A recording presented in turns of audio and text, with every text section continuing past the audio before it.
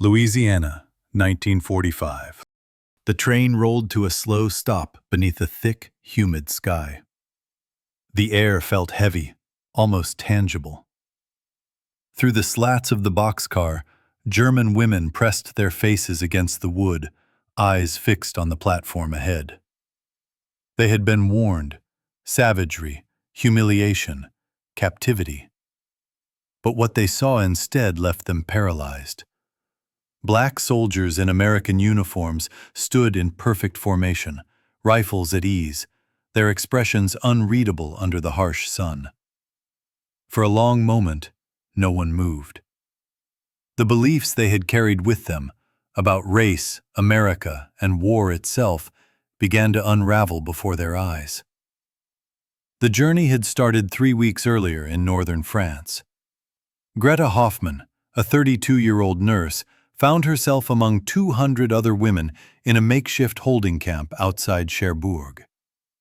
Despite the Red Cross armband still visible beneath the layers of road dust, Greta and her companions were more concerned with their immediate fate. They had been soldiers and civilians alike, teachers, factory workers, even a violinist from Hamburg, caught in the sweep of the Allied advance. The propaganda they had been fed promised only one thing: execution. The reality was far different. Instead of bullets, they were offered medical exams, delousing powder, and simple gray dresses marked with POW in bold black paint. The ship crossing was miserable. Seasickness, darkened rooms, and the constant motion of the waves beneath steel decks. Women whispered prayers, clutching photographs of children they might never see again. Greta kept a hidden diary, writing by moonlight through portholes. March 12, 1945. We are told we go to America. I cannot imagine what America will do to us. The heat of Louisiana hit them as the ship's doors opened in New Orleans. It wasn't the dry heat they had known in Germany, but a wet, suffocating warmth that filled their lungs and clung to their skin. Palm trees swayed beneath an impossibly blue sky. As the women stepped onto the gangplank, squinting into the overwhelming sunlight, they saw something they never expected. Black soldiers lined the dock. This was their first shock. In Nazi Germany, black people existed only in the distorted narratives of propaganda films, caricatures of savagery, symbols of American decay. The women had seen documentaries that painted black soldiers as rapists and murderers, an image so ingrained that it felt irrefutable. One of the posters Greta recalled depicted a gorilla in an American uniform with the caption, "This is what liberates you."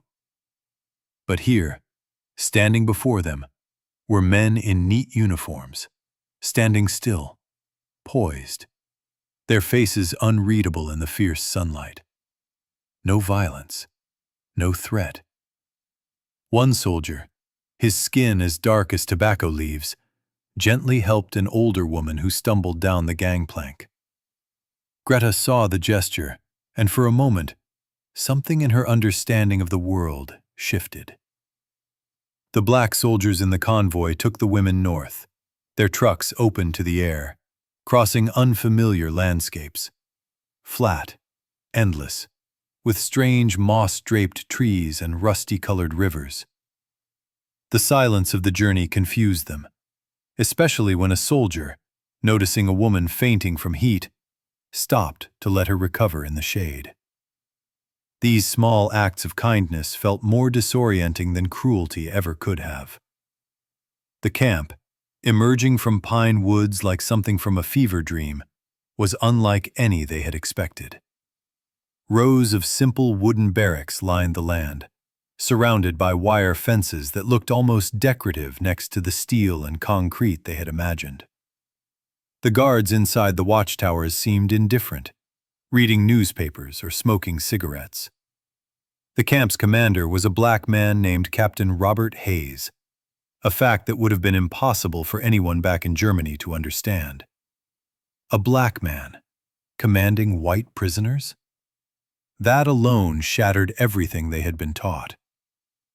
Hayes stood outside the headquarters as the trucks arrived, his uniform immaculate, his expression neutral. "You will be treated according to the Geneva Convention," he said, his voice steady. "You will work, you will be paid, you will be fed, and you will not be harmed. Follow the rules, and you will find life here tolerable." The German women stood in stunned silence, trying to process what had just been said. The idea that they could be paid, fed, and treated with respect. Was this a trick? A deception? But it never came. Their barracks were clean, their beds simple but comfortable. They ate well: scrambled eggs, bacon, toast, and coffee with cream. A far cry from the starvation rations they had expected. Some of the women became sick from eating too fast, having been on near-starvation rations for so long. Others ate slowly, savoring the richness of food they hadn't tasted in months. The work assignments were real, but not oppressive. 8-hour shifts with breaks and constant access to water due to the heat. Supervisors corrected mistakes without cruelty. The women were watched by black soldiers, living and working side by side. They played baseball in the evenings, their laughter ringing out across the compound. One soldier even carved wooden toys during his break. Nothing was as they had been told. Greta made a quiet, respectful connection with one of the guards, Sergeant James Wilson. He was a man who had fought in North Africa and Italy before being assigned to guard duty. One evening, he caught Greta writing in her diary under the trees. "You documenting our cruelty?" he asked with a touch of humor. Greta smiled faintly. "No cruelty. That's the problem." What followed was a slow, steady unraveling of everything they had been taught. The women watched, listened, and questioned. They began to see the humanity in the men they had been taught to fear, and in doing so, they learned to see themselves differently. When a group of black soldiers formed a jazz band in the camp, the women were invited to attend. The music began, bright, rhythmic, full of joy, before shifting into something slow, melancholy, and deeply emotional. Greta watched, and for the first time, the propaganda she had absorbed shattered completely. What she had been told was degenerate music was in fact sophisticated, powerful, and full of life. As the war ended and the women returned to Germany, their perspectives had been irrevocably changed. The lessons they learned in the camp would stay with them for the rest of their lives. They had been shown a better way, one that rejected hate, one that saw humanity in those who had been deemed other.